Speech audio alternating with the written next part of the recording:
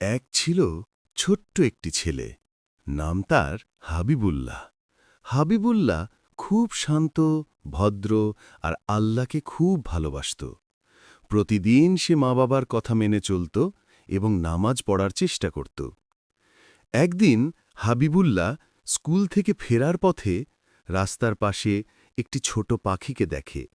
পাখিটা ডানা ভেঙে পড়ে আছে। হাবিবুল্লাহ ভয় পেয়ে গেল। আহা, পাখিটা তো কাঁদছে। সে পাখিটিকে আলতো করে তুলে বাড়িতে নিয়ে গেল। মা জিজ্ঞাসা করলেন, হাবিবুল্লাহ, তুমি এটা কোথায় পেলে? হাবিবুল্লাহ বলল, রাস্তার পাশে পড়েছিল মা, আমি ভাবলাম আল্লাহর সৃষ্টি, একে সাহায্য করা আমার দায়িত্ব। মা হেসে বললেন, মাশাআল্লাহ, আল্লাহর বান্দাদের প্রতি দয়া দেখানো খুব বড় আমল, তুমি সুন্দর কাজ করেছ। হাবিবুল্লাহ আর তার মা মিলে পাখিটাকে পানি দিল, ব্যান্ডেজ লাগাল। কয়েকদিন যত্ন নেওয়ার পর পাখিটি সুস্থ হয়ে গেল।